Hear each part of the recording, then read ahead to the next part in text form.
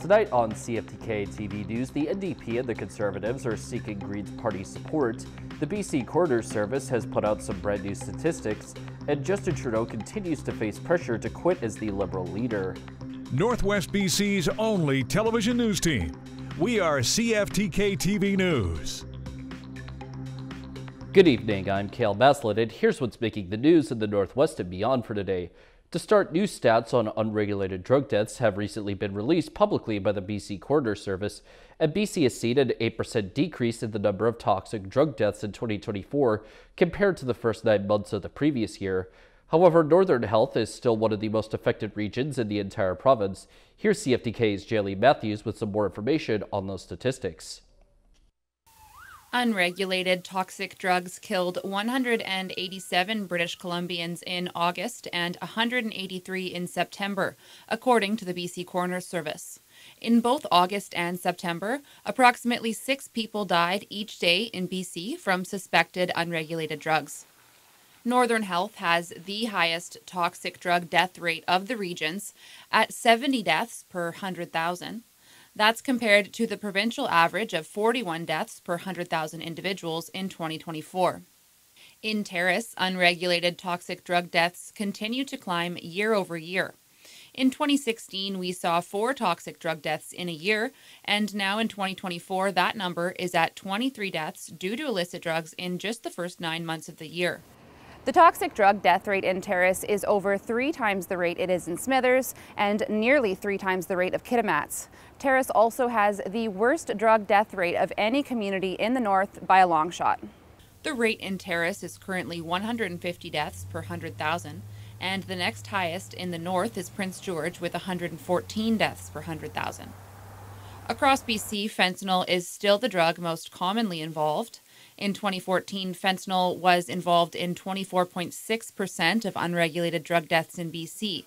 That number spiked to the 80% range in 2017 and has remained there, with fentanyl detected in 84% of unregulated drug deaths in BC in 2023. The rate of female deaths across BC has also increased year over year. In 2024, the rate of death among women due to illicit drugs is 60% higher than in 2020. And of all the province, female illicit drug deaths are the worst in the Northern Health region at 51 per 100,000. The next highest is the Island Health Authority at 30 per 100,000. For CFTK News, I'm Jaylene Matthews. The Terrace RCMP just put out their Halloween tips for safety earlier today, with the holiday being only about a week away from right now. As for costumes, they recommend that children wear visible costumes using reflective tape, as well as wearing masks that are both visible and don't restrict vision in any way. Socially, they recommend adults checking treats beforehand and to travel in groups. And finally, for drivers, to use extra caution for trick-or-treaters, especially when they back out of their driveways. A BC court has reduced the prison sentence of a man who fired at least 19 shots at an RCMP detachment in November 2021, narrowly missing officers inside. The decision from the BC Court of Appeal says the previous sentence of 10 years in prison did not fully take into account Paul Nicholas Russell's mental illness at the time of the shooting in Vanderhoof. Russell was convicted last year of firearms offenses and fleeing police, but he was acquitted of attempted murder. The appeal court has cut his prison sentence to 5 years. As the election results remain uncertain, the NDP and BC Conservatives are reaching out to the Greens for their support, because there is a good chance that we'll have a minority government, putting the Greens in a powerful position. CTV's Rob Buffum reports on what the Greens are revealing about their future. BC Green Party leader Sonia Furstenau and its 2 new MLA-elects met the media for the first time since Saturday's election. Furstenau says she spoke this morning to NDP leader David Eby, but not yet to BC Conservatives John Rustad. There have been statements made by Conservative candidates that are truly disturbing, racist, dehumanizing, homophobic, and conspiratorial. Some of these candidates have been elected, and I have yet to see a satisfactory response from John Rustad around this. I called her twice yesterday. I called her once in early afternoon, left a message and my number.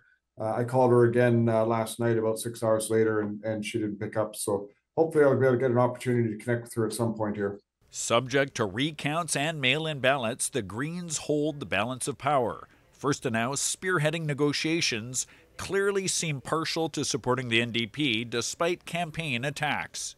If I were to take everything personally that's ever been said about me, I would be incapacitated. As for the Conservatives, it's John Rustad's responsibility now to ensure that his caucus understands the seriousness of the burden of being an elected representative. The voters have spoken in terms of electing people, and that's, ultimately you either believe in democracy or you don't.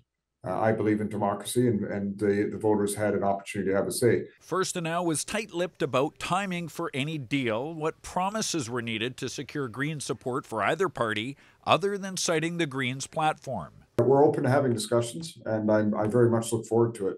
She has no plans to step down as leader and will help guide the newbie MLAs, both suddenly thrust into the epicenter of the wild world of BC politics. My shoulders aren't sinking yet, so I'm really looking forward to this, and I feel very comfortable with where we're at. There's lots of work to do to prepare for that weight to fully land in the next few days. A few days and likely weeks that will see more seismic shifts in this drama unfold.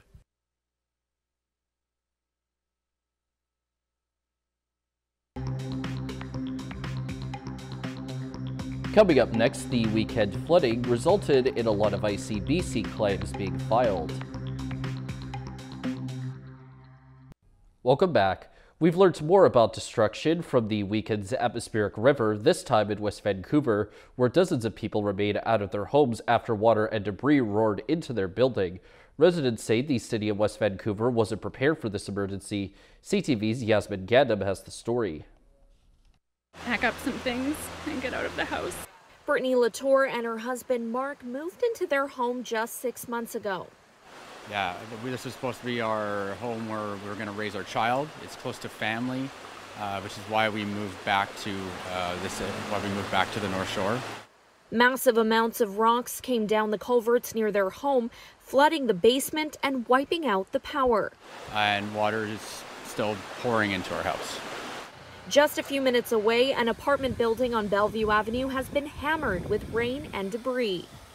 With 10 minutes, right to the roof, 10 feet high, 2 levels. People's cars sunken in water and mud, while their units are left with no electrical wiring. They say the district could have helped prevent some of the damage. We were told by the workers that all the sandbags had been given to the district of North Van. And we were mortified because if they had sandbagged the end of 25th like we asked, this could have been avoided. The project manager in charge of restoration for the block says it could be at least 3 months, if not 9, without support from the district. The building right beside you had over 6 million pounds of water underneath in the parking garage. The biggest challenge, getting the parts necessary to restore the power. Businesses down the block also destroyed, and there's no sense of when they will be back up and running. It's also the fact we've been here for 25 years. All that work, lots of work has, gone. The district says they tried their best, but the storm was just too powerful. Oh, we had sandbags, but it eclipsed the amount of sandbags we had. I mean, nobody anticipated 313. But I think the next highest rainfall amount was about 1/3 of that. They say crews remain on scene cleaning up the damage, but residents like Latour are unsure how to move forward. We don't have the money to rebuild. Yasmin Gandam, CTV News, West Vancouver. In Port Coquitlam, dozens of homeowners are also dealing with major damage from the record-breaking storm. The cleanup and restoration work will take months. Here's CTV's Mark McMahon on what the residents say that the city could have done better.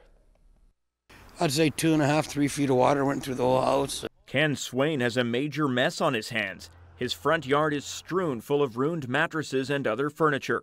2 laundry rooms flooded, 2 bedrooms downstairs, 2 rec rooms flooded, 2 bathrooms flooded, showers. Swain was kind enough to take CTV inside to see the extent of the damage. And these videos shared by his son show how the situation evolved. Outside, security footage shows the rising water levels as the storm hit. This shows the first look inside with the water still pooling in the home. There's, beds and couches and all of our electrical and surround sounds and everything like that's all garbage again. Adding to the misery, this is the second time Swain has experienced a major flood in this house. Along with his son, they had just renovated the downstairs area. They got a culvert down there that's only 5 feet high that the water runs through. You need at least a 10-foot high culvert down there. If that culvert was wider, that water would whoosh through. Swain is far from alone, with the owners of 45 properties making calls for service to the city in relation to the atmospheric river, with images and scenes ranging from the frightening, dear God, those people, to the absurd.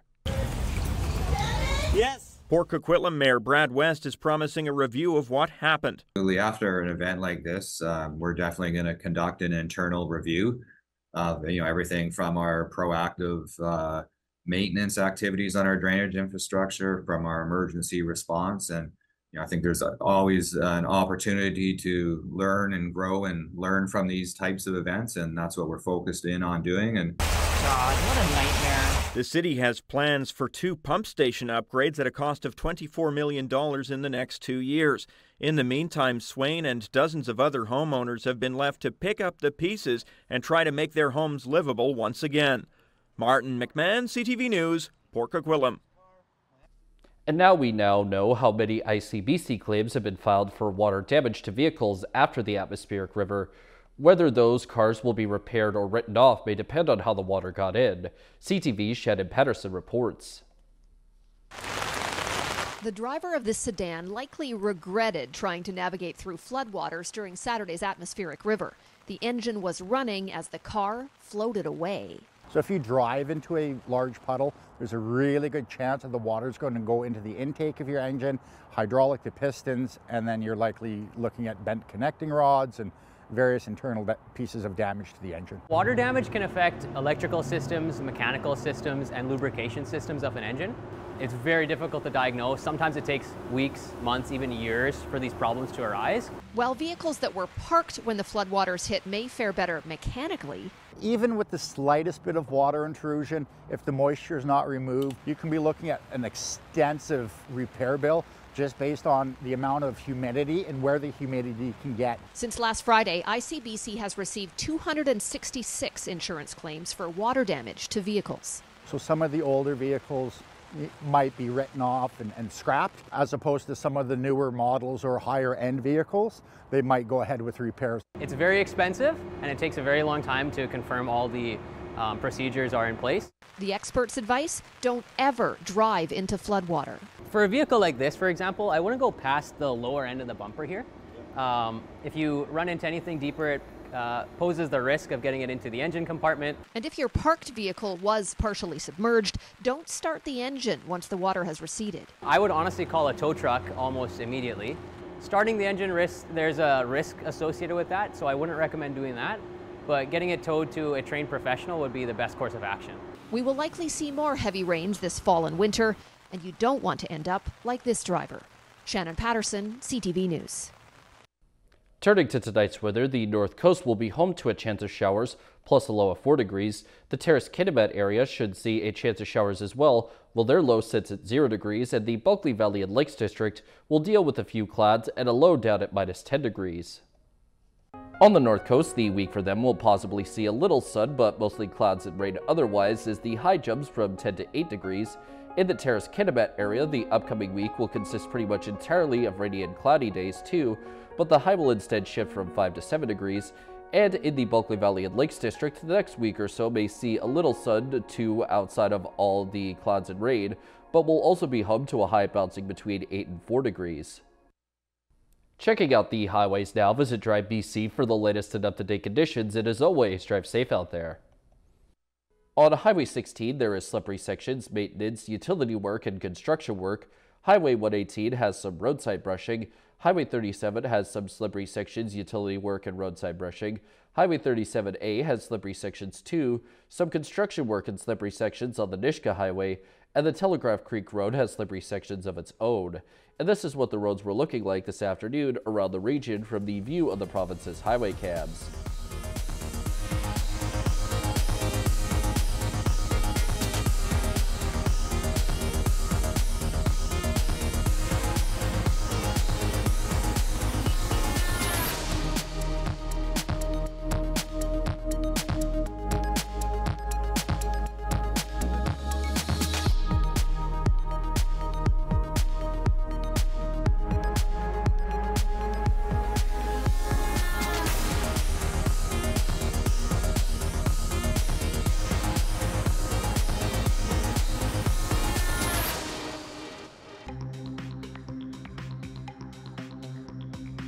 Still to come is some word on the recent actions from the Bank of Canada.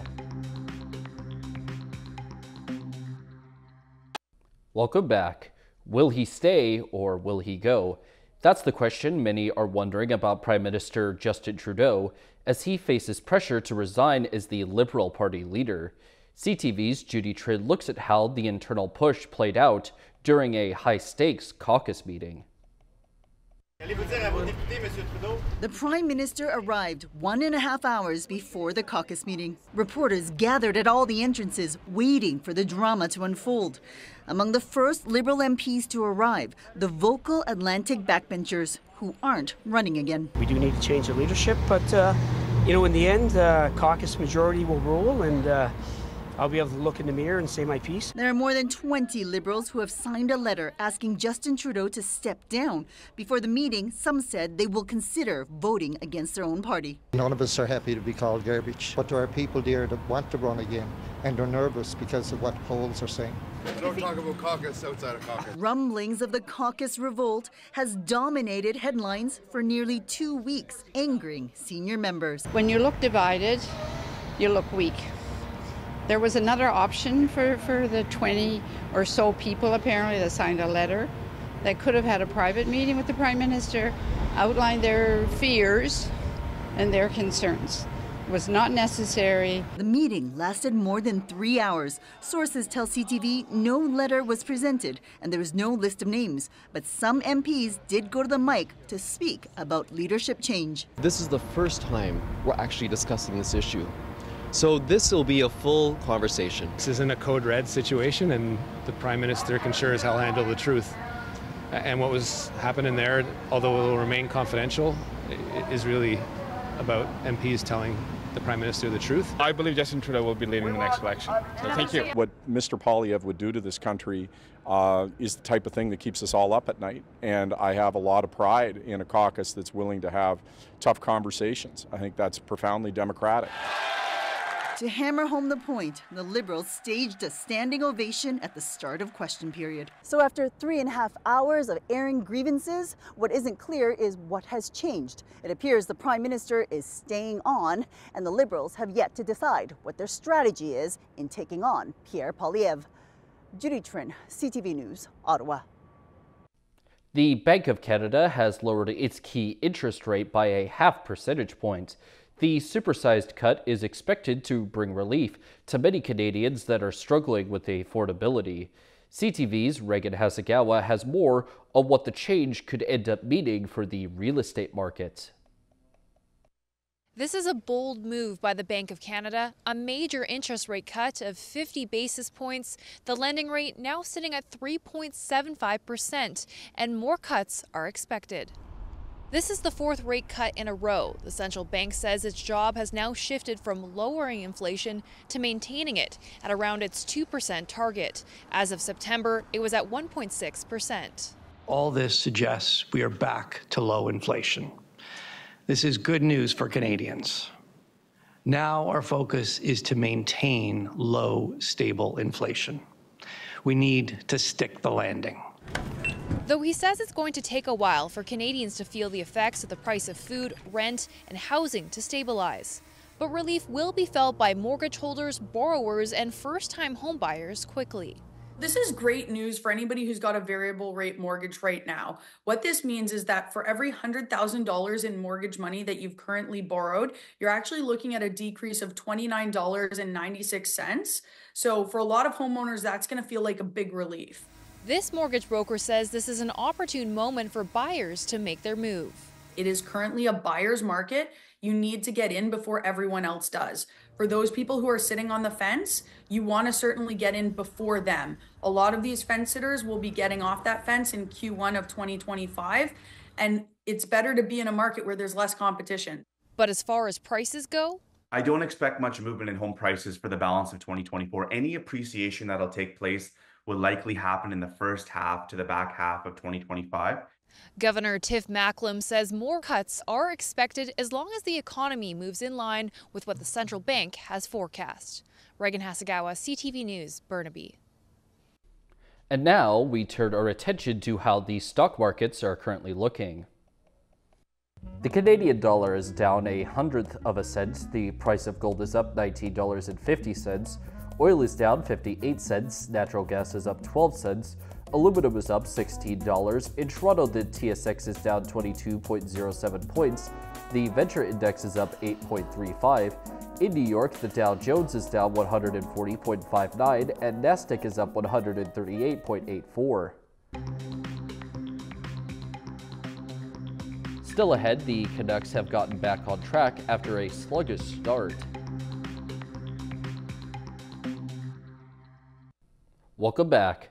Faithful Canucks fans weren't worried, and now, after a sluggish start to the season, the team has won 3 straight games on the road, and they could get some rest before they play their next game on Saturday. Here is CTV's Ben Nesbitt with this week's edition of the Ringside Report.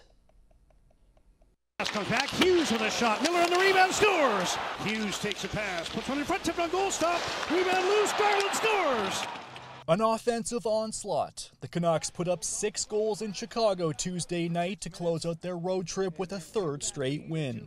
Obviously scoring some goals last few games, getting some depth scoring. Some of that depth scoring came from free agent acquisition and Langley native Danton Heinen, who netted a pair of goals Tuesday, while fellow newcomer Kiefer Sherwood was a force on the ice, tying the franchise record with 12 hits. He's now leading the league with 44 in just 6 games.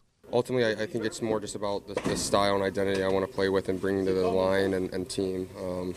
Obviously, it's effective when we get pucks back and we're able to put the puck in the back of the net, but it's from the little things and just playing the right way. While the team's offense has woken up, Elias Pettersson, whose nearly $93 million extension kicked in this year, has yet to score a goal. I mean, it's easy to look on the stats and say I stink, but I feel like I've been better last games. To this market, you got to block out the noise. Whether it's good or bad noise, it's you just got to, when you hit the rink here, you got to prepare yourself. As the Canucks await the return of goaltender Thatcher Demko, it appears Kevin Lankinen, who started the last 3 games, will be the lead guy for now, though it's not yet known who will get the nod when Sidney Crosby and the Penguins make their lone visit to Rogers Arena on Saturday night. Ben Nesbitt, CTV News, Vancouver. That is all of our news for now. From all of us who are involved in CFTK-TV News, I'm Cal Maslin, and thank you for watching. We will see you next time.